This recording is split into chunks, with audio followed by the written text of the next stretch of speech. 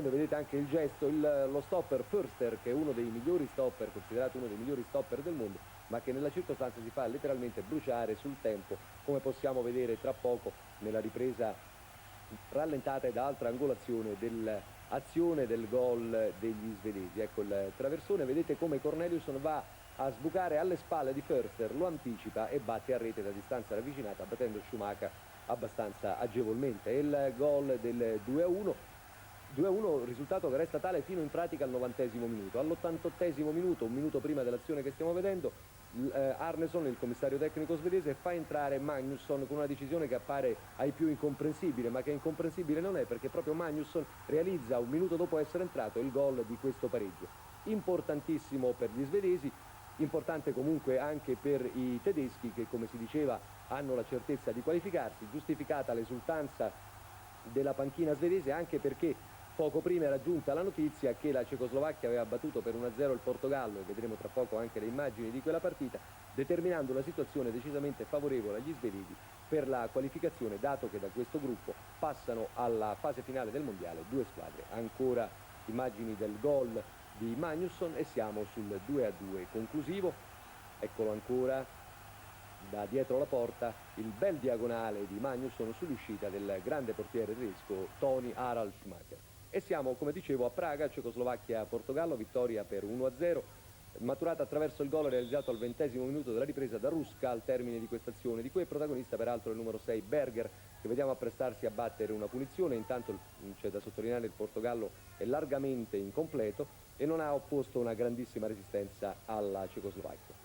Berger si è allontanato e proprio verso di lui viene indirizzato il pallone, ma non con eccessiva precisione, però Berger si tuffa, in qualche modo riesce a raggiungere la palla, la tiene viva, diciamo così, ed ecco che arriva al pallone a Ruska sulla sinistra, che è abbastanza solo, in condizioni ideali per poter battere Bento, che rimane piuttosto sorpreso e se la prende anche un po' con i suoi compagni della difesa, un po' incerti soprattutto nel salto al centro dell'area. È il gol della vittoria, il gol che permette alla Cecoslovacchia di fare un passo avanti, anche se non pregiudica totalmente. Ci dirà qual è la situazione con la Germania già qualificata e col grande equilibrio tra Svezia, Portogallo, Cecoslovacchia e Malta, ovviamente tagliata fuori, non ha più problemi, e vedete che la situazione della Cecoslovacchia è vantaggiosa senz'altro. La Svezia ha un punto in più, potrebbe essere considerata la favorita tra le tre, ma indubbiamente c'è ancora molto da decidere per la seconda qualificata del gruppo 2. Per 1-0 siamo nel gruppo 3, si gioca a Tampere e vince con un gol di Rantanen, un gol piuttosto strano che comunque vale la pena di vedere,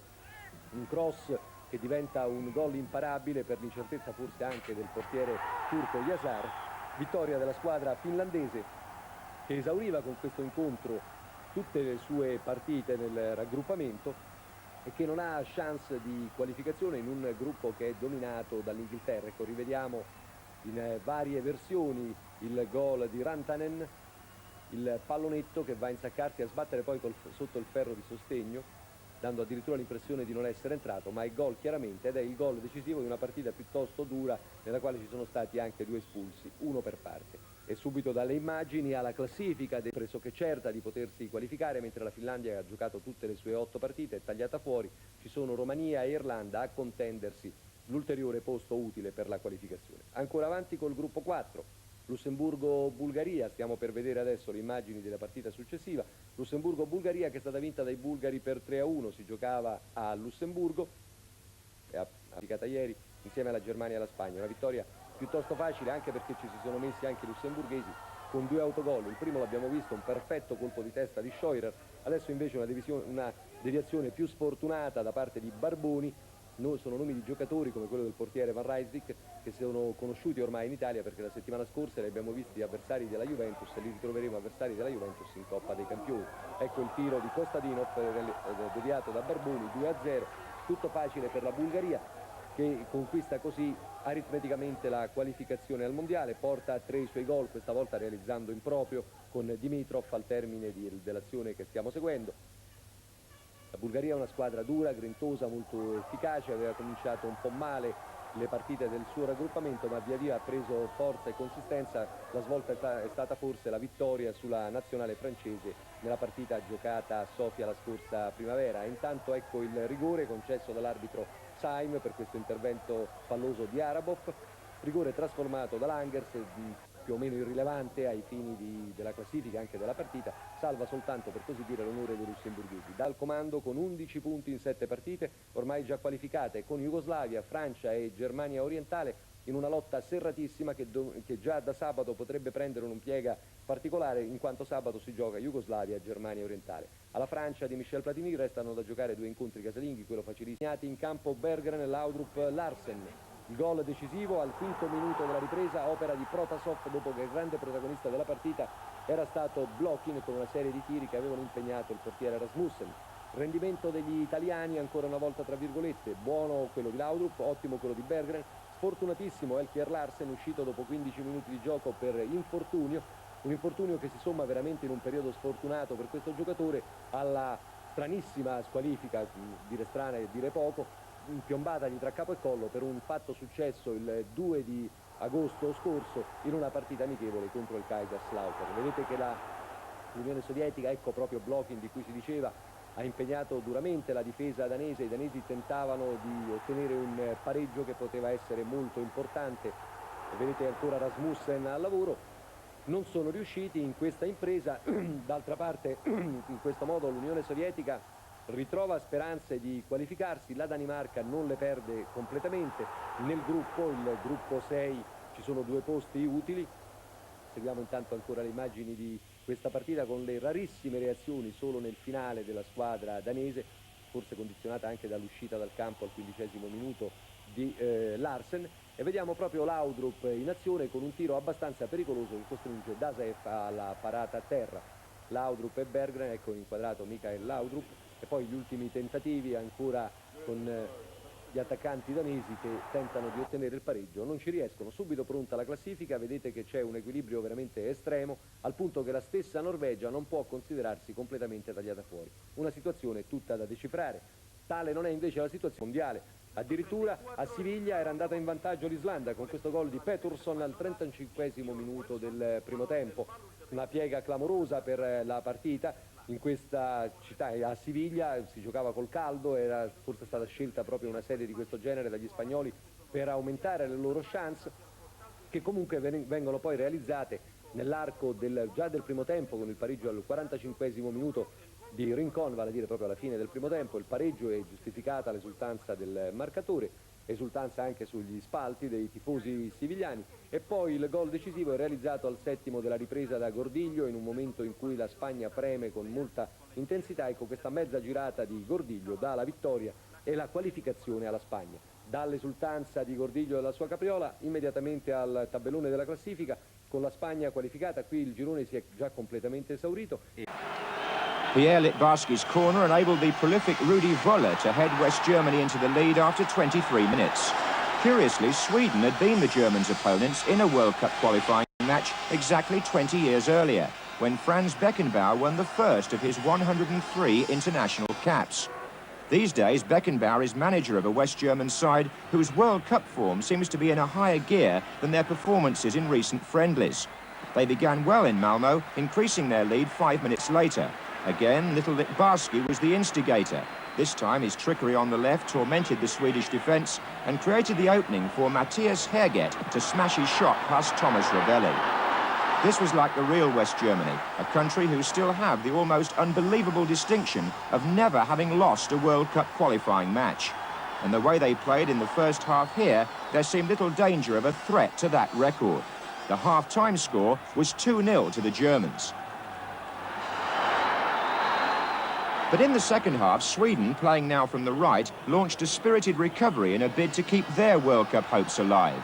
After 63 minutes, Dan Corneliusson pulled a goal back, to the delight of the home crowd.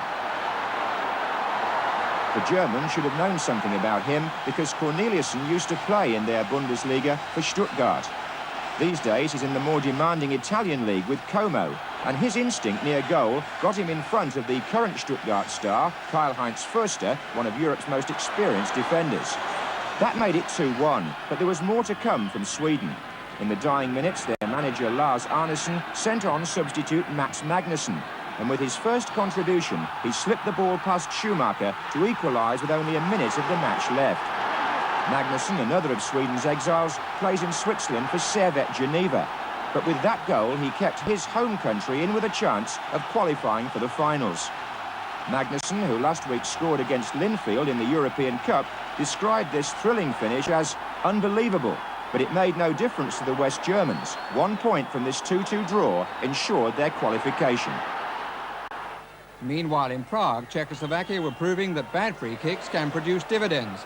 With so many Portuguese players attacking the ball, the defence was all over the place when Ivan Hašek found Vladimir Hruška for the only goal, and one which greatly improves Czechoslovakia's chances of qualifying.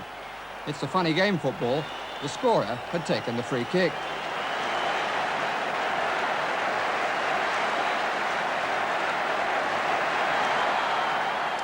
And that leaves Group 2 looking like this. The West Germans losing their 100% record, but again in the finals. And Sweden, Portugal and Czechoslovakia left to take the other place. The Germans could have a big say in who makes it. They have 2 home games left against Portugal and the Czechs.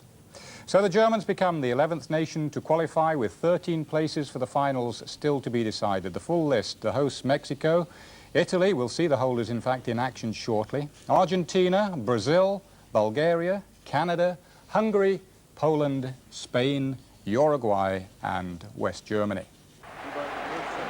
In Copenhagen, these two sides produced probably the best qualifying match to date.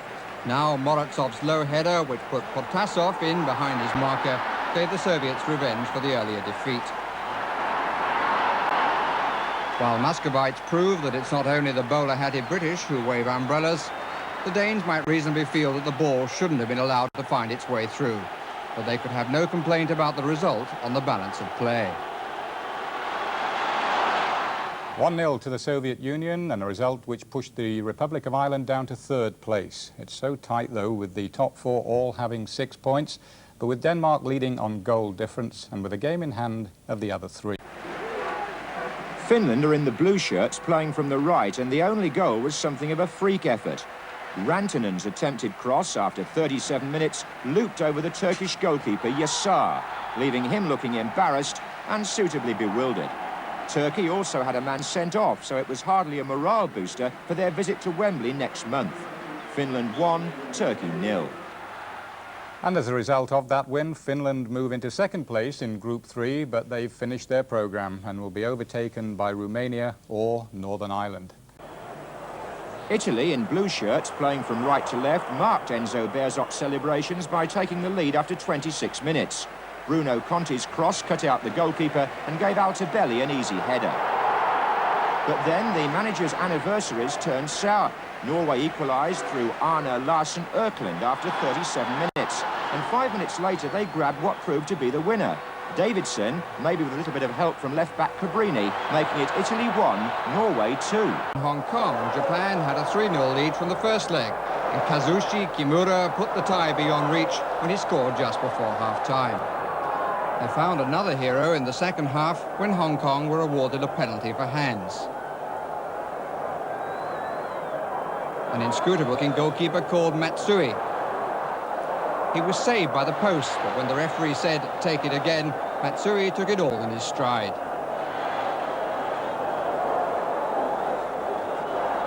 Chi Kyung did manage to spoil his clean sheet 10 minutes from the end. But with a minute left, Hiromi Hara, suitably, made it 2-1 and 5-1 on aggregate. In Damascus, Abdel Kader Kadaghil of Syria is the name on everyone's lips. Keith Birkinshaw, ex-Spurs, now the manager of Bahrain, may have a different name for him. His goal in the 4th minute put Bahrain out of the World Cup. The local commentator, though, had several words of praise to describe it.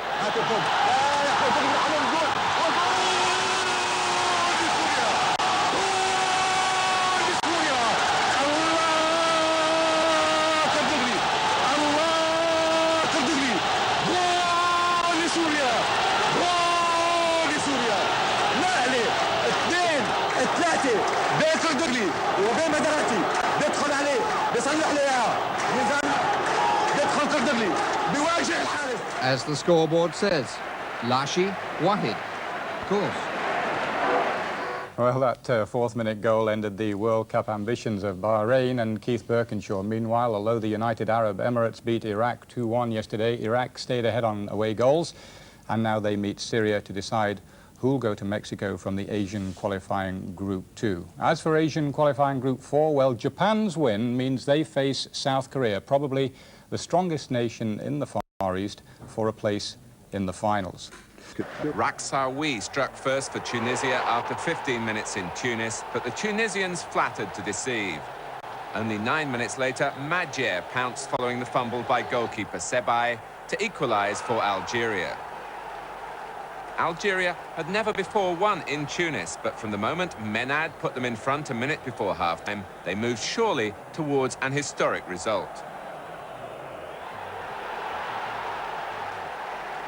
Two more goals for Algeria in the stunned the Tunisians, Kachi Said making it 3-1.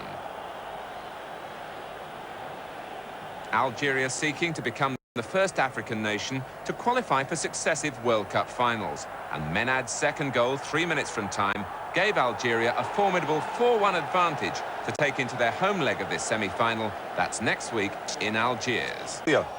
Went into the lead in the second half. Now, the scorer there, very interesting for Arsenal fans, John Kosmina, yes, who used to play for the Arsenal. And he put them ahead. Things people do to get away from Highbury, isn't it? Go to Australia. It's quite incredible. And actually, it was John again coming out with a lovely header, beautiful header, to put them 2-0 up. Now, the game was played in Tel Aviv, 40,000 crowd there. So, you know, the Aussies obviously feel they can go away from home and get a result. This is the Israeli goal. Armeli knocking that one in, but 2-1. It was a match Denmark should have won. The woodwork saved the Swiss. It was Berggren's chance from Arneson's corner. It was the closest that Denmark came to scoring in the first half, and in the second they could well have had a penalty. Kevin Elkjær appeared to be pushed down there, but the referee just wasn't interested. Another close call for the Swiss. Søren Lerbu with a cross. Arneson's chance well saved by Engel with the help of a post. Denmark did in the end get a penalty, in, as it transpired, somewhat dubious circumstances. Frank Arneson there, pulled down by Geiger, or so it looked to the referee. And to be fair to us first time around, until you see the replay. Was that a penalty? I think not. However, justice was done. Engel with a fine save. Here's Protasov. Protasov pulls it wide, and it's in the net. It's in the net, and the Soviet Union have scored. And the fans here in the Lenin Stadium. Cherenkov it was indeed. Brady. Houghton.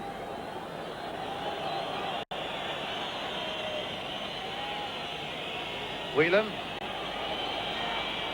Brady. Whelan. And a corner kick, and what a start for Ronnie Whelan. That's what Owen Hand said when he made his choice of his benchmen. He said that he went for Whelan because he gave him the option of right or left cover, whereas Sheedy only gave him cover on the left. As it turns out, Whelan comes into the game on the right-hand side of the midfield.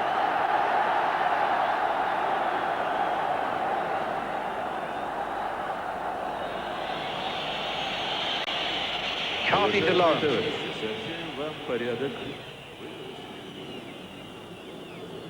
Cascarino. Bubnov. Kondratyev. Cherenkov. Zakharov. Cherenkov again, the goal scorer. Zavarov. Kondratyev. Demyanenko. Chivas McDonough down on that. Demyanenko, he really has been a problem for Ireland. Cherenkov to Protasov. Cherenkov. Kotsmanov. Lovely play, Kotsmanov. And and it's in the net. Mick McCarthy was there. Well, that truly wraps it up now. The Soviet Union 2, the Republic of Ireland 0. West Germany's 1-0 defeat was their first ever in a World Cup qualifier, and it was a fine individual goal by Carlos Manuel that ended the amazing record stretching back 33 games and clinched Portugal's qualification. Although the Germans hit the bar 3 times in the last few minutes, they haven't won in their last 5 matches, and manager Franz Beckenbauer's concern at a lack of talent may not deflect pressure on his own position. That result left Group 2 looking like this. Portugal on 10 points, 1 less than the West Germans, but uncatchable. The 2 remaining games, West Germany versus Czechoslovakia and Malta v Sweden, are purely academic. Portugal's success made them the 13th qualifier, and there were 2 more additions yesterday when Algeria and Morocco qualified from the African zone. The 16th qualifier could well be Denmark from Group 6. The Danes are almost there after knocking in these 5 goals in Norway on Wednesday. Denmark in the light strip were a goal down when a sloppy back pass by Herede allowed Michael Ladrup to equalise early in the second half. Norway had just lost their central defender, and Denmark's wavering World Cup prospects were further revived by another defensive blunder 10 minutes later. Frank Arnesen was the player whose route to goal had unceremoniously been blocked by Thuresen. The penalty was duly scored by Søren Lerby, and Norway's goalkeeper Torstvedt showed his displeasure. Denmark made virtually certain of World Cup qualification, scoring 3 more in the last 21 minutes. Elkjaer scored that one, and it was his persistence plus a lucky break that made him the provider of goal number 4, scored eventually by Klaus Berggren.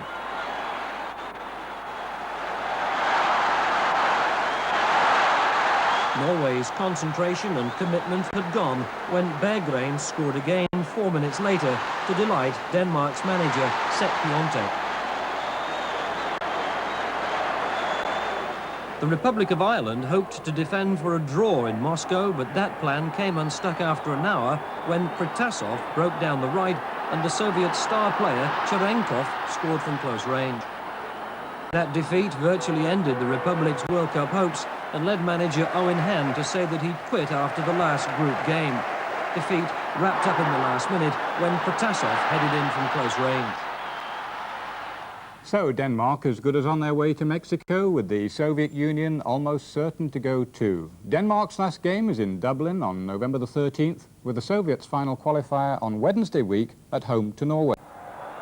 Despite playing against 10 men for almost the whole of the match, the Belgians only managed a 1-goal advantage from this home leg. A really well-struck shot by Verkouteren after 19 minutes.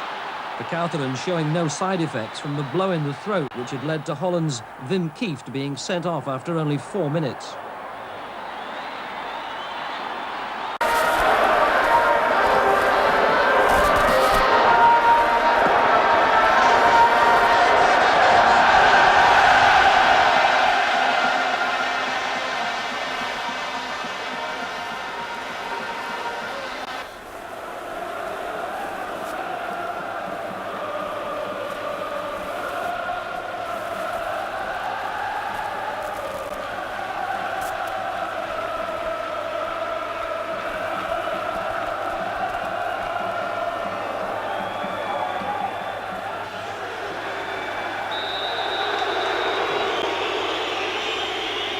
Dat was een PSV-duel.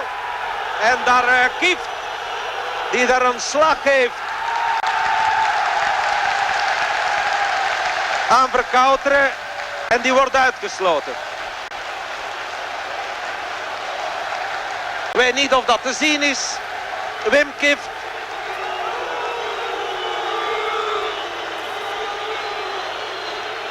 Grote sensatie, we zijn 3 minuten ver. Daar is Gerets met Gullit. Daar is Kieft, die pakt de bal. En daar is de slag. En er was een voet van Verkouteren. Omdat, ja inderdaad. Omdat Verkouteren wou beletten dat Kieft die bal blokkeerde, het spel stillegde. En een spijtig begin, een heel spijtig begin op voetbalgebied. van deze interland. Verkouteren, ruimte zoeken en vinden, dat is het probleem.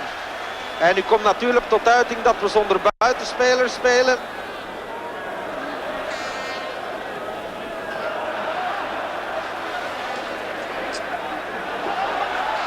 Van der Elst. Ja, als hij met die rechter kan afdrukken. Dat bruskruid is al te droog.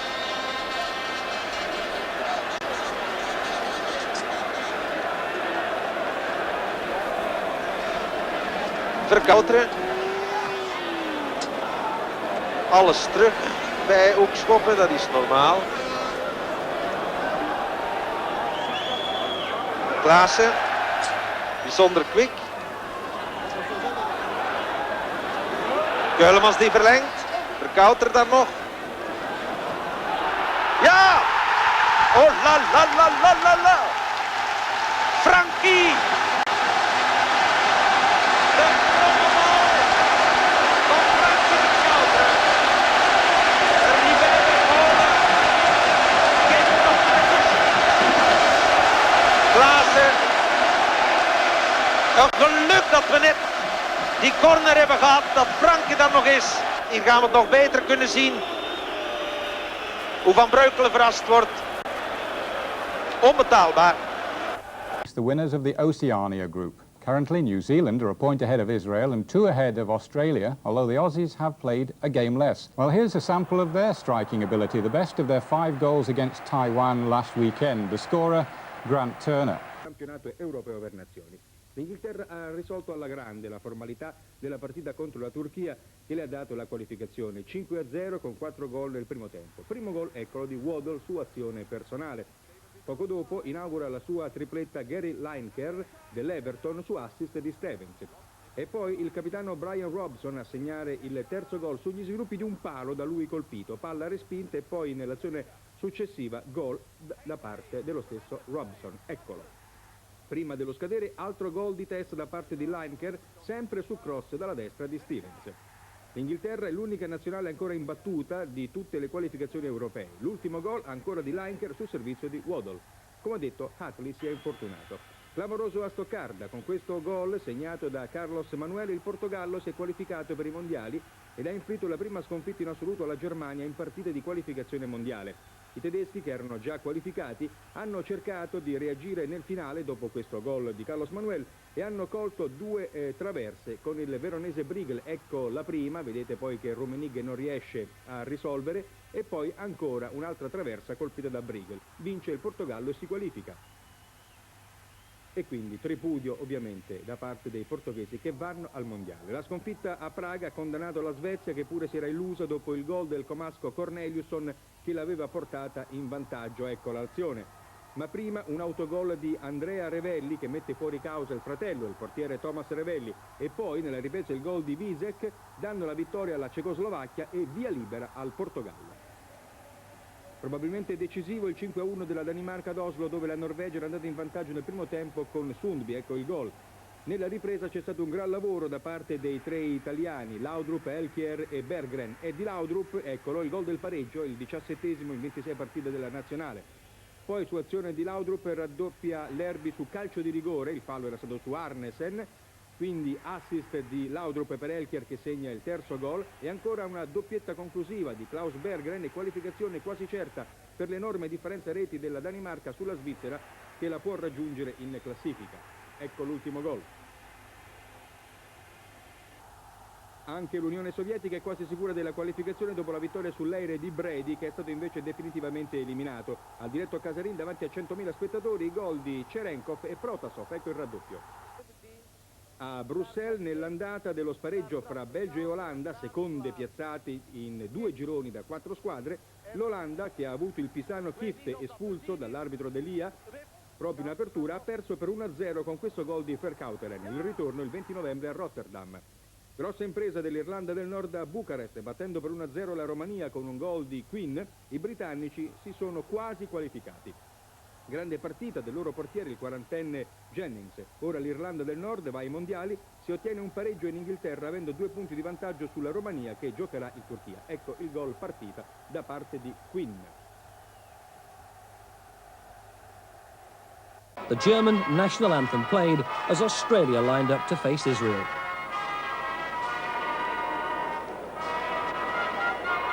It didn't help to diffuse tempers in a match where David Radcliffe put Australia 1-up midway through the first half. But the keeper seems to be at fault here.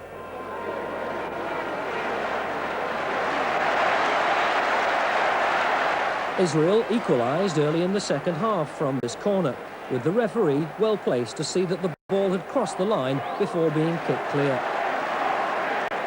The undercurrent of ill-feeling, though, surfaced when Israel had a player sent off, apparently for swearing at the referee, and then became the target for some violent protest. Looking like this, New Zealand on top with 7 points from 4 games, 1 point more than Australia. And it's looking more and more as if Scotland obviously face that long trip to meet one of those two. The lead will surely change again tomorrow when Australia play Taiwan in Sydney. The tie was a comedy of errors between Norwegian defenders Koyedal and Hans-Hermann Henriksen. No wonder they held their heads as the Soviets celebrated, because their goalkeeper Desaev had kept them in the game until this 58th minute incident when number 11 Kondrachev jabbed the ball forward, and that farcical mix-up in the snow sent the Soviet Union to the sunshine of next summer's World Cup finals. From Group 6 will surely be Denmark. Their goal difference is vastly superior to that of Switzerland. France in the blue shirts took the lead after just 4 minutes. The scorer, Dominique Rocheteau, who is to become the key figure in this comfortable victory. But it was right-back Ayash whose crosses provided the first 2 goals. The second headed in here by José Touré, who's told his club Nantes that he doesn't really like playing as a striker. Platini's free kick now, Rocheteau's glancing header, and that was 3-0 to France on the half hour. Platini also set up the 4th and best goal for Alain Giresse, and it was clear by now that the reunion of the first-choice French midfield spelt big trouble for Luxembourg. A penalty by Luis Fernandez made it 5-0 early in the second half, and soon afterwards, from Jean Tigana's pass, Rocheteau cleverly foxed the keeper to complete his hat-trick and make the final score France 6, Luxembourg 0. France move into second place, and a draw against Yugoslavia at home on November the 16th should take them to the finals. 4 days after that group is settled. The match was a bit of a disaster for Israel's goalkeeper Haviv, who began by giving Winton Rufer the chance to put New Zealand ahead after only 2 minutes. Rufer had left FC Zurich without permission, but gained FIFA's approval to play. But early joy was wiped out by some poor defending, which allowed Israel's Arab forward, Zahi Ameli, to equalise in the 23rd minute. A test for New Zealand's character, it might be said. If so, Michael Dunford soon had a point to make, losing his marker to restore the lead. Without the suspended Eli Ohana, Israel were never again in the hunt. And another moment of generosity by Haviv in the 65th minute led Colin Walker to prove that he had a rather higher IQ, and New Zealand were back on top of the group, if only briefly, for the next day in Sydney, Australia would take full advantage of the frailties of Taiwan and give the home commentator a stern test in adjustment from Australian rules football. The Australians didn't score until the 40th minute of the first half, the ball coming free from a corner and a Jarkov with an extremely neat chip with the keeper off his line and in the puddles. In the second half, the floodgates opened. Joe Watson providing the cross, Crino a crashing shot to make it 2-0 after Kosmina chested down. The third goal, the keeper again up with a punch away, but look at this shot from Ajarkov, threading the needle with a late in-swinging shot. Ajarkov and Kosmina scored again, Kosmina from the penalty spot, before this effort set up by Joe Watson in the midfield. Farina cutting back inside again, and he takes the 1-2 from Kosmina, but Kosmina decides to have the shot, and that's an acceptable looking shot from the Australian captain. Again, the Australians on the attack down the right side through Farina, and this time it's little Joey Watson taking it to the byline, and have a look at this shot. Kosmina the header, and his hat-trick. Australia 8 goals, Ajarkov scored a hat-trick, Kosmina 3, Crino and Gray added the others. New Zealand both remain unbeaten then, and a win for the Aussies over New Zealand in Sydney tomorrow will be enough to clinch that playoff with Scotland. New Zealand, well, they need to either win tomorrow Or if they draw, they'll then need to win their final game in Israel on Sunday week. Both countries recalled exiles for the Santiago meeting, and Jorge Aravena, one of Chile's, opened the scoring in the 5th minute. Acasuso, Peru's goalkeeper, didn't look too good on that one, and neither did he on Chile's second, scored by Rubio, another of the exiles, 3 minutes later. When a third wanderer returned, Hissis made it 3-0 after 40 minutes. This two-leg semi-final seemed to have only one outcome, especially when Diaz, Peru's skipper, was sent off. But the returning goal of a 1978 hero, Quiroga, brought some stability, and on the stroke of half-time, Navarro gave Peru a flicker of hope.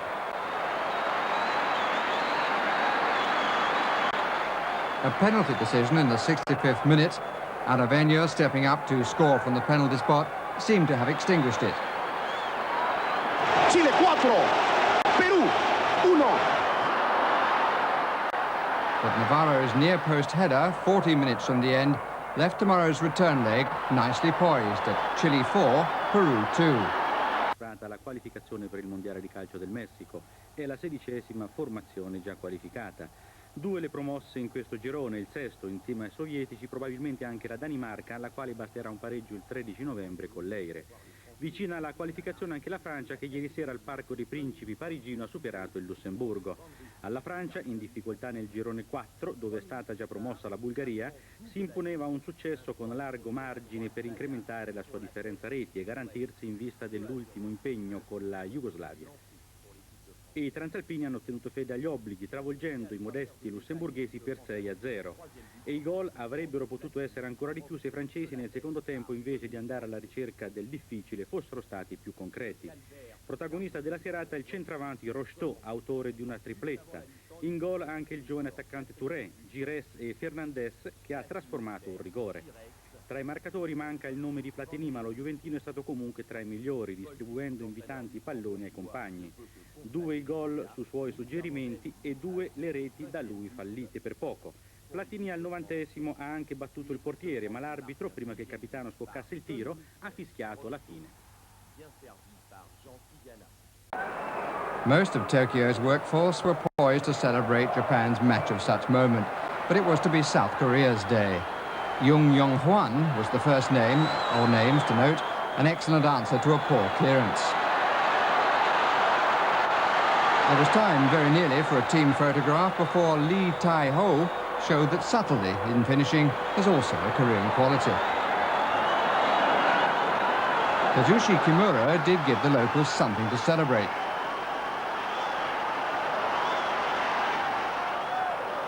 But with the return leg coming up in Seoul tomorrow, it looks awfully like sayonara. It's passage to the finals, the first time they've reached that stage since 1954. Chile also took a further step to Mexico. Aravena setting up a final playoff stage against Paraguay with that free kick goal against Peru. The Oceania group has finally been settled, with Australia emerging winners. They now remain the final obstruction to Scotland's 4th successive qualification for the finals. Australia in the gold shirts took the lead after 12 minutes. The scorer was the former Arsenal player John Kosmina, now making a name for himself down under. Australia's second goal came 3 minutes after half-time. Joe Watson's corner headed in there by Dave Mitchell, the former Glasgow Rangers player, who will relish the forthcoming playoff against Scotland, as will coach Frank Arok.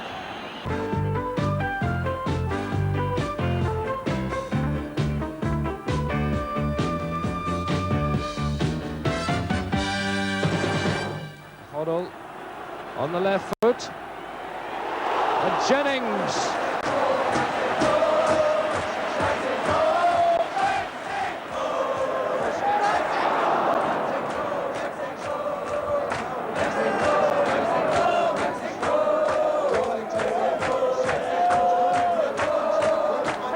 Yes, heart-stopping moments at Wembley last night, and for the tens of thousands of fans who stayed at home, that final whistle couldn't have come soon enough. Absolutely fantastic. Thought that was a brilliant match. Great defence by Northern Ireland. Super, absolutely brilliant. There's obviously going to be some criticism that England may have given them the single point. I don't think so at all. You can see by the way England attacked right from the word go that I don't think anybody could say it was a fix. Not at all, you know. Are you sorry you weren't there? Oh, yeah. A couple of mates were over and we wish I was there. Absolutely. Fantastic. Really exciting. Are you a football fan? Not really, but I think I'll be there to support Northern Ireland and Mexico next year. What about you? What did you think? Fantastic. England never do us any favours and they never will do. Do you think they might have been a bit unlucky with a couple of goal chances? I always say they were, but Pat Dennis was there and he done the job. He was superb, wasn't he? Brilliant.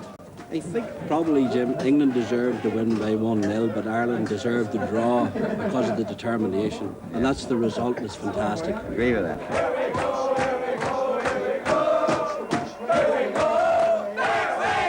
Let me ask you about this one from Glenn Hoddle, who of course you know very well. Well, here again it was just Norman Whiteside's gone to close him down, and he's got a fantastic curling shot in the top corner. I think really it was the only place that he could hit, you know. So it's involved a couple of little beats with your feet there, 1, 2 to get the spring, but it is in that top corner. The ground on that top end of the pitch was very, very slippery, early on in the match. And Billy, this one, which was a deflected cross, which was so difficult, the timing of that punch off Dixon's head. Yes, if Pat hadn't come out there, I think Dixon would have had a go. This is it coming up again, because it's dropping right onto Kerry's head here, Billy. Yes, I can see that. And I think Pat knew that, so that's why he left his line. Mind you, he doesn't often leave the line these days, you know. Well, this is the one you say about leaving his line. This is the heart-stopping moment with about 5 minutes to go, Pat. Did you think this was over the top of you? Yes, I did. You know, even now watching, I think it's still going to go in, you know. But thankfully I hit rid of it over the right side, the crossbar. It is an incredible moment. I really thought it was in, and so did Alan McDonald. Up go his hands as a protection, I perhaps think a penalty. that is his best save of the match. Group 6. Lawrenson again. Two very experienced sides. Ireland with nearly 300 caps between them. The Danes with over 300. As Cascarino breaks, not a bad-looking cross! Oh, what about the cross and what about the goal? Stapleton the scorer.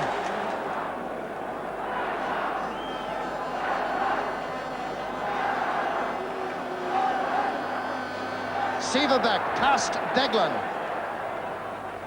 In goes Elker. Well, what about that? Martin Olsen. Up goes Elker.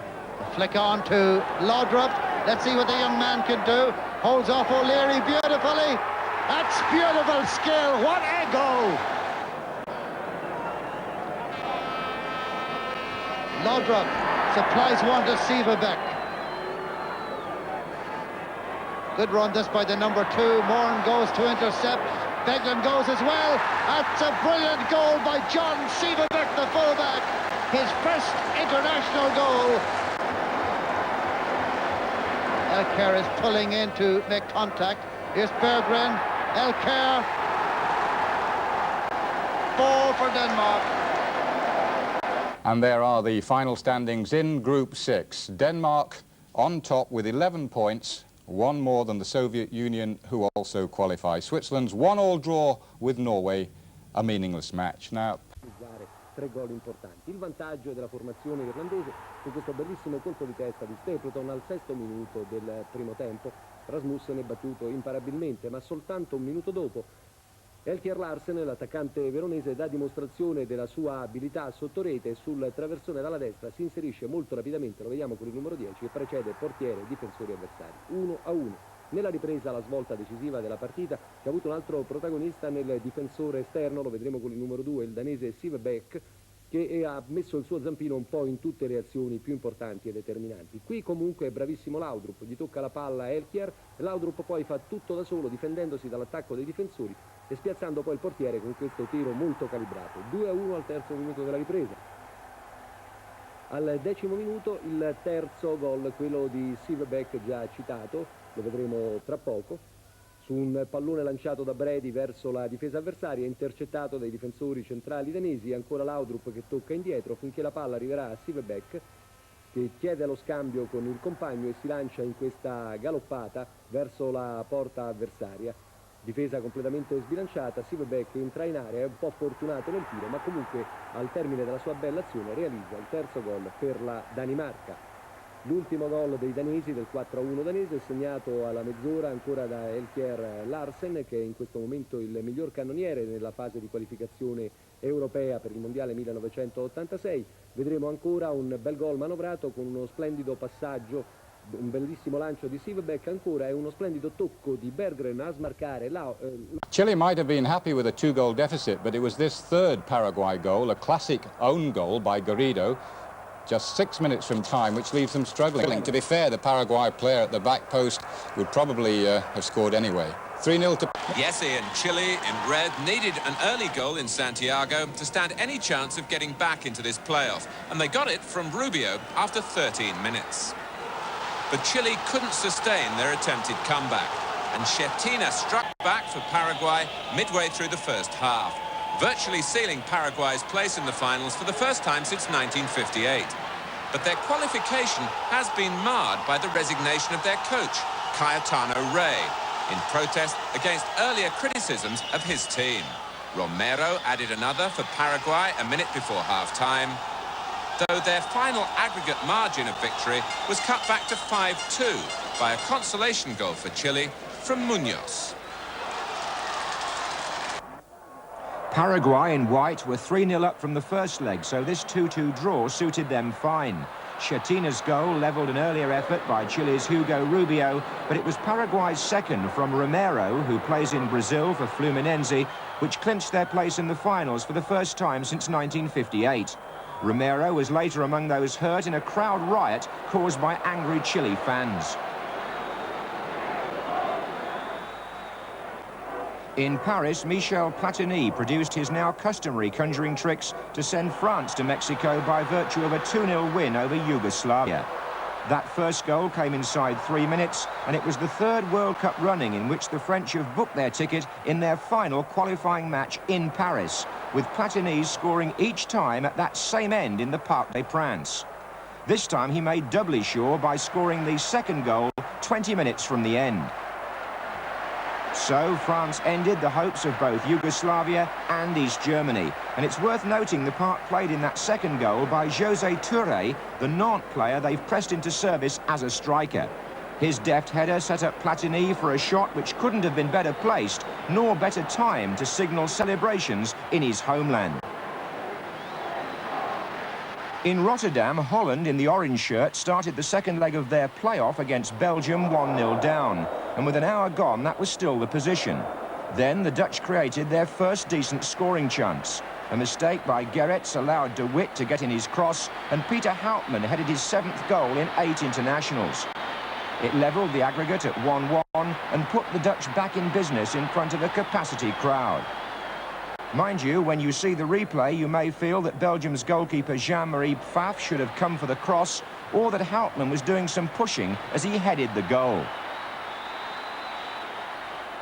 But there was no mistaking the quality of Holland's second goal 12 minutes later. Some delightful approach work on the right here by Ruud Gullit, quite out of keeping with an otherwise tense and substandard Dutch performance.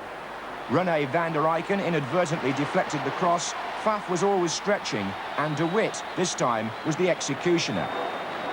No wonder De Witt was ecstatic. He'd kept Dutch hopes alive in their original group when he scored the winning goal against Hungary in Budapest, and now his goal here put Holland 2-0 up on the night, 2-1 in front on aggregate, and at that stage, on course for Mexico.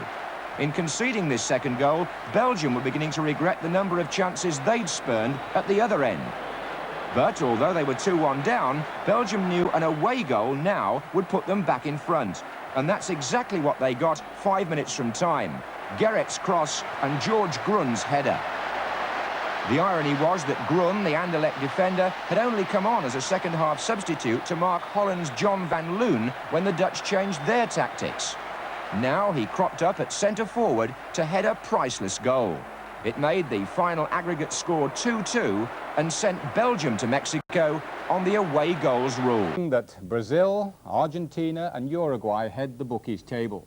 Holders Italy head the European challenge at 7-1, with France and West Germany at 8-1 and England 10-1. Now let's look for Scotland. Should they qualify, the Scots are being quoted at, there they are, 33-1. What about Northern Ireland? Going through at 100 to 1. Just looking down the list, Australia are 500 to 1.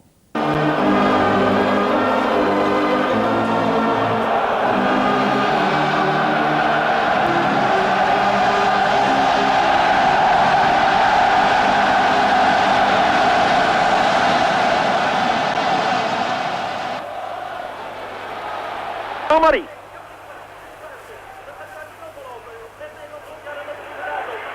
Balken. Hier is Salp naast de bal. Eerste keer dat we de wit zien, een gevaarlijke. Houtman is het. U ziet waar het kan van afhangen. Van Ammonium. Gerrit, balbox. De Wit, zijn eerste goede voorzet. En daar een van de twee vuurtorens, Houtman, zijn doelpunt. Gullit. Knap. Dat is de man van de toekomst. Als we hem in Nederland kan houden.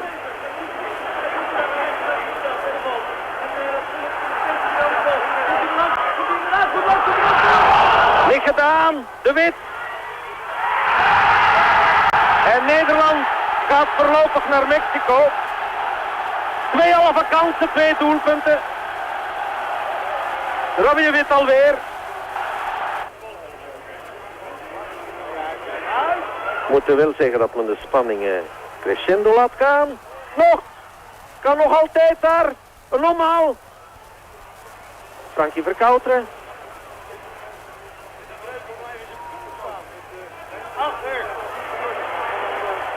Keulemans, hoog weer gered van Breukelen. En dan, het is niet te geloven, dat kan niet zijn. Ja, nee. Ze gaan lopen. Het is niet te geloven. Volledig in paniek. Daar is hem! Ik weet zelfs niet wie het is, maar we zijn alweer op weg naar Mexico. George Groen. Oh, kon niet blijven duren. Hier is het dan. Bij de 19e kans, maar ik kan mij vergissen, het kan ook de 29e geweest zijn. Is daar Groen. En voor 1 keer Van Breukelen machteloos. Kom maar zo.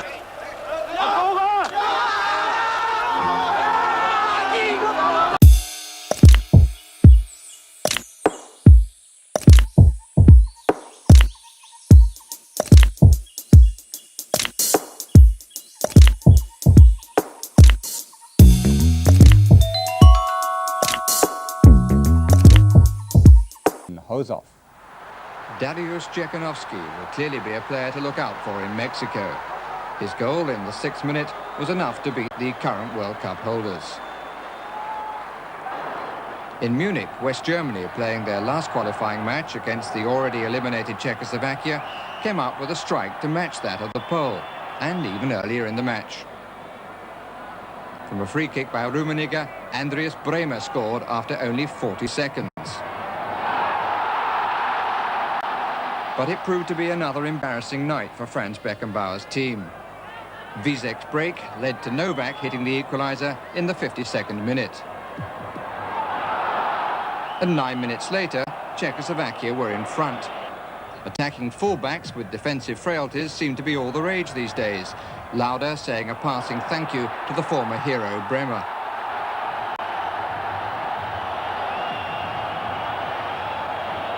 Beckenbauer may have wished he was watching Boris Becker, like the majority of Germans, but at least his team avoided a 2nd consecutive defeat at home when Rummenigge won a 6-stroke rally to make it 2-2. But while the West German challenge has doubts, the East's is no more. They beat Bulgaria 2-1, but Gotchev's goal for the losers was a winning salute before departure for sunnier climes. Another team of would-be conquering heroes touches down on British soil. The Socceroos arrive for their World Cup qualifying game against Scotland. And they come at a time when Australia's sporting prestige is not at its highest. On right through him. Clean bowl. Australia have come this far thanks to cleaning up the Oceania group. But their manager, Frank Arrott, knows that now against Scotland, they're moving up a class. If you would compare man by man, so player for player, we haven't got any chance at all. We should have been clever enough not to come at all. But sport is a battle, a competition, and there are always some unexpected. And we want to serve that unexpected to everyone here. The questions here are polite, but the underlying tone stops only just short of incredulity. No such scepticism back home when Premier Bob Hawke, no less, saw them on their way. Australia's soccer players have a case to make not only to the world, but to their own public. Well, I think it does. I think after Wednesday we'll be treated a lot more seriously than we've ever been treated before. Because there's some good players in Australia. The amount of young people that play it definitely compares with Britain. And I think now that people will take interest because he's doing well in the World Cup. And I think the weather's good for playing Australia and for coaching and teaching. And I think they're willing to learn, more willing to learn than the British kids. The great gamblers back in Australia, what are the bookies saying about your chances? There's not too many people back in Australia, but I would certainly put some money on us. An each way bet. We might get beat in Scotland, but we'll catch up in Australia. Eddie Thompson is one of 4 members of the squad with Scottish origins. A couple of them played for Dundee United. Dave Mitchell used to wear the number 9 shirt for Rangers. But how does he see himself now? As a man with his heart still in the Highlands, or as a born-again Australian? Well, I've lived in Australia most of my life, so I'd say I'm Australian. You sound very Australian. Well, it's a long story. Are you going to have a few relations there? Yes, well, all my family's still there, so they'll all be there, I suppose, and I suppose deep down they'll be hoping that Scotland win, but I suppose we're hoping that I'll play well, you know. A funny old family reunion for you, isn't it? Especially if we win. There won't be very many smiles going around, I don't think. The very first day I arrived in Australia, they took me to see a game. There was about 20,000 people there at a really nice stadium. And I thought, oh, fantastic, you know. And then they took me to their home ground the next day, which was a bit of a dump, so half and half. Now Oscar Crino. Crino playing that near post. Cosmina, 1-0! The skipper and the scorer of many of the Socceroos' goals is John Cosmina, who had a season with Arsenal. Cosmina's well aware of the opportunity that beckons for Australian soccer. Well, it's been great for Australian soccer. We've been in the doldrums for the last probably 10 years, I think, since we qualified for Munich. We never really took it on from there and really promoted the game, and we've picked up more publicity in the last 2 months than soccer has in the past 4 or 5 years. And you have to compete with a lot of other sports, I suppose. Well, we've got rugby league, which is very big in the eastern states, rugby union, which is big. You've got Australian rules football. You know, they're the big crowd getters in Australia, and we've taken a lot of prestige off of them at the moment, especially with Australians as people love to have the Australian national team doing well at anything. And with you people just knocking the ashes off us and getting beaten by the Kiwis last week, the cricketers have had a fairly low ebb, and soccer's been winning. And as I said, Australians love winners, so it's been great. They've really got behind us. Today, it's just like home from home at their luxurious British watering hole. But Hampden Park will be less hospitable on Wednesday, a harder place to demonstrate the qualities that have so far brought the Aussies halfway around the world.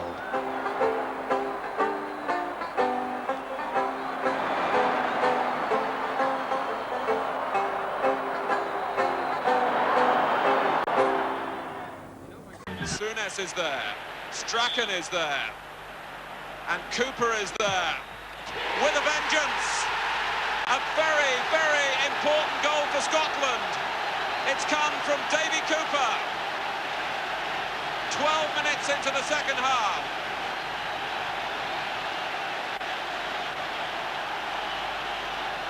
Cooper saw a gap and found it. And Greedy, I think, was caught in too central a position. On from Dalglish, and McAvenny's onside. It's 2.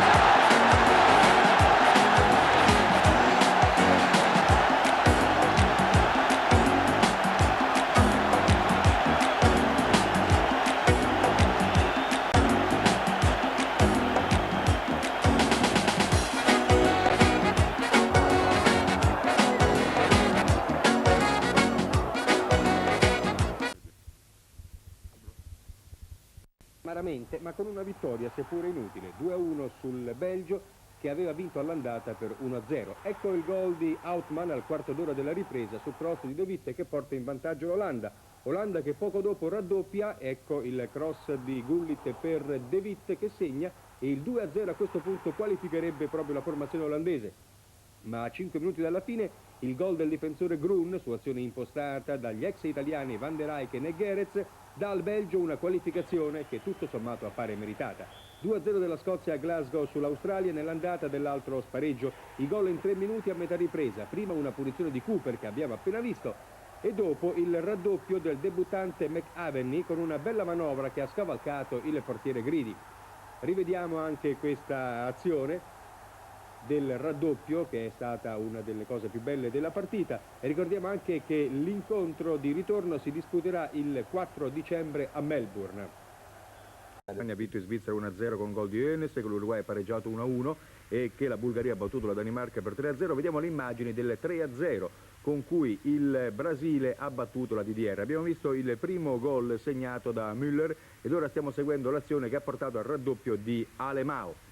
Il terzo gol è stato segnato nella ripresa ed è abbastanza curioso perché ha segnato Careca, ma in realtà la palla non è entrata in rete, ma è passata attraverso un buco nella porta. Giustissime le proteste dei giocatori della DDR, la ripetizione conferma che non era gol, il terzo gol del Brasile. E dopo aver visto la partita del Brasile vediamo il 3-1 con cui l'Ungheria ha battuto la Spagna nell'altra semifinale del campionato europeo Under 21. Nella prima l'Italia ha battuto, come si sa, l'Inghilterra ieri a Pisa col punteggio di 2-0. Il primo gol l'abbiamo visto, è stato segnato da Balog. Questo sempre il primo tempo è il pareggio spagnolo di Begiristan. Il primo tempo si conclude 1-1, nella ripresa prima c'è questo gol segnato da Šekerc e poi per questo fallo ancora su Šekerc Kovacs realizza il rigore che dà il punteggio per 3-1. Il match di ritorno, come quello di Italia e Jugoslavia, si disputerà il 23 di aprile. Quest'anno è che non fa le Coppe d'Europa. Comunque anche qui gli vediamo, italiani, diciamo qui, che se non vi dispiace tutti e due. novità è che l'inglese, senza l'inglese, italiani e tedeschi non sono neanche in finale. Sì, sono gli spagnoli che dominano. Qui abbiamo visto un tiro di Magath Li da una conosciamo anche bene, posizione che vi dovrebbe ricordare qualche cosa. Sì. Più o meno era proprio quell'altezza, un Sì. po' più spostato ancora a sinistra. Un po' più alla sinistra. Sì, ma qua non ha sbagliato il calcio. No, l'altra volta invece ha sbagliato il segnato. Parliamo, per chi non l'avesse capito, di Atene, della finale di Hamburgo. Sì, e qua vediamo un bellissimo gol di testa, stupendo. È molto bravo Enes, qui fa un movimento di torsione veramente... Si è preso il posto di Wöhler e adesso giocavano può darsi con Rummenigge Ecco, Beckenbauer e Enes davanti. Ma la Germania è una grande squadra, io l'avevo visto l'anno scorso quando noi giocavamo in Bulgaria, andare a vincere 5-1 in Cecoslovacchia, aveva fatto un'impressione tremenda. C'era quello Bertold, terzino destro, c'era centrocampista Erget che sono giocatori, ma aveva fatto una pressione tremenda. Ecco, mentre rivediamo queste immagini, mi rivolgo invece a Giovanni Trapattoni proprio come allenatore. Beckenbauer, a differenza di altri suoi colleghi che stanno scegliendo tutti i 22, l'ho fatto 2 giorni fa Bearzot inserendo De Napoli, è una piacevole novità, ma dicevo, a differenza degli altri ha scelto addirittura 26 uomini riservandosi poi di toglierne 4. Secondo te psicologicamente è giusto questo o no? Dipende, noi non abbiamo forse una valutazione completa di quelle che possono essere le condizioni più che tecniche, direi fisiche, forse dei giocatori, perché indubbiamente sicuramente Beckenbauer sui 26, non dimenticare che sono state delle squadre che sono presentate addirittura in 28, non cioè in 28 scusa, in 18, 20 non aggiungendone gli altri 2, no? Quindi a mio avviso dovrà avere un'ulteriore forse valutazione delle risposte forse sul piano proprio fisico di certi giocatori. La Bulgaria e il gruppo A interessa l'Italia, ne parleremo nella prossima puntata, ma qui ci interessa in particolare la Danimarca, incompleta in questa circostanza contro una Bulgaria che si è espressa bene e della quale Danimarca vorrei da Michel Platini una valutazione. Mancavano questa Danimarca mancava 9 giocatori, sì, ma in generale soltanto 1-2. Certo. È un centrocampo fortissimo, 2 attaccanti validissimi come il Kare Laudrup che conosciamo e soprattutto una difesa che è articolato con Olsen, che è un grande libero, che è il libero dell'Anderlecht, che ha 36 anni ma è lui che dirige tutto. Dopo c'è l'Erbi un po' che fa il gioco e davanti hanno questi due che Laudrup e il Kare sono ritmi, vorremmo anche averle noi. Ritmi, e lo chiedo anche a Giovanni Trapattoni, il problema dei ritmi della squadra danese, che è una squadra che gioca sulla velocità, sul piano del gioco molto brioso, con problemi eventualmente in Messico per l'altura? Non lo so, io non ho mai giocato un'altura, penso che rispetto al 70 tutti i squadre saranno meglio preparati, perché sono passati 16 anni con tutti i problemi fisici, tutti i mezzi. Prima svolta dell'incontro con un autogol di McCarthy a favore ovviamente dell'Uruguay contro Son Can, segna ormai il francese lo dominiamo praticamente. Sì, quasi. Poi c'è il pareggio, come vedremo. Ecco, l'Uruguay secondo me è una squadra che può essere pericolosa. L'era stata già in Messico nel 1970, Giovanni, per questo suo gioco abbastanza ragionato che non impone grandissimi sprechi. Che in 34 e 38. Al di là delle vittorie. No, poi è una squadra che, non dimentichiamoci che in attacco come valori tecnici non hanno nulla da invidiare a gente come brasiliani, argentini, oppure non oserei dire la Francia, perché hanno alcune concezioni differenti.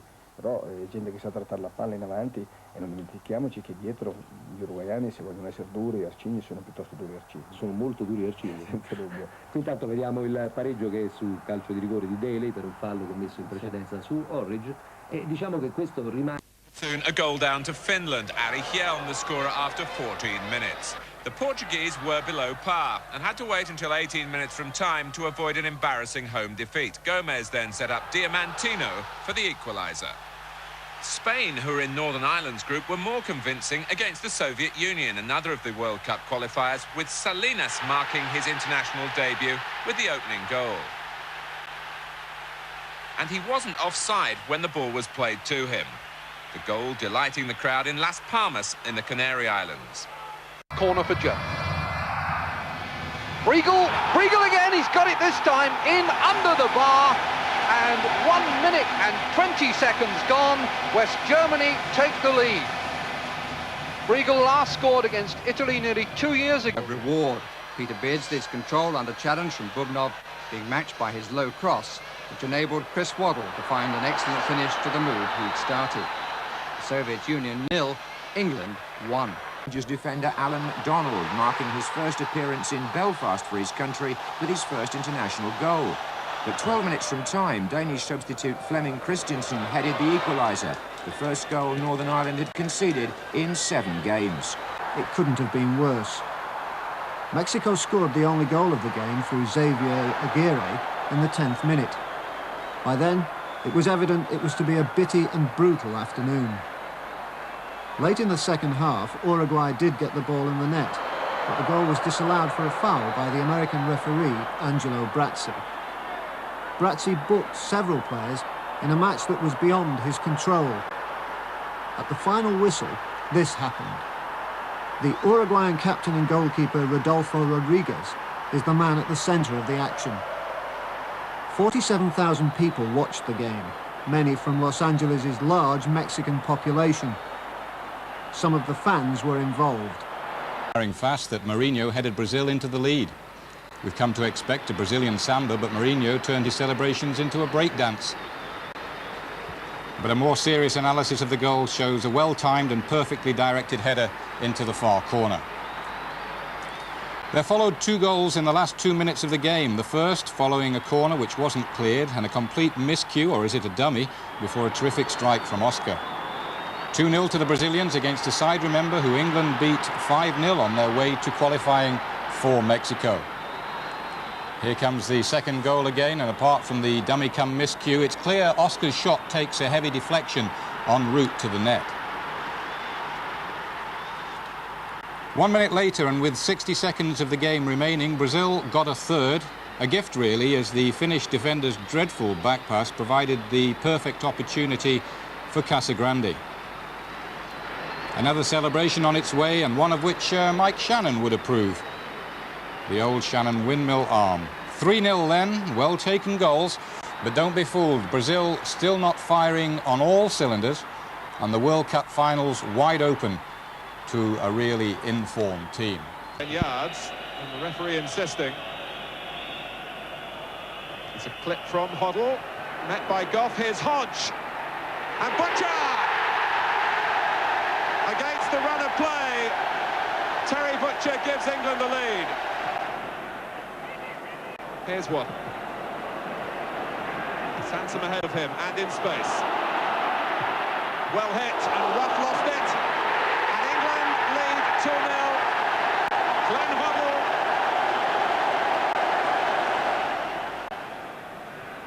Reed using Waddle. And Chris Waddle guilty of giving the ball away again.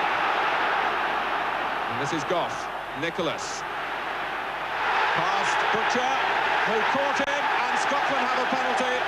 A great chance to get back in the game here with Souness, who scores.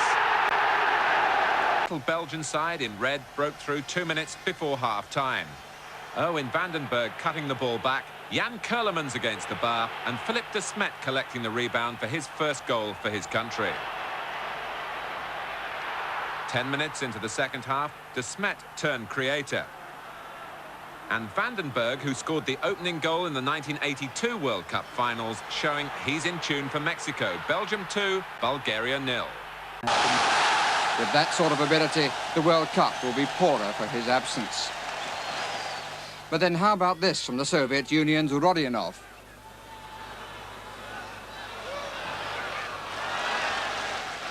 As a team, though, the Soviet Union are having a poor time of it. Shivadze, who missed a penalty against England, did so again, and it led to another defeat, with Kamataru finishing quite typically on the near post. It gave Romania a 2-1 victory, their first ever against the Soviet Union, and left their supporters to wonder even more how they missed out on the road to Mexico.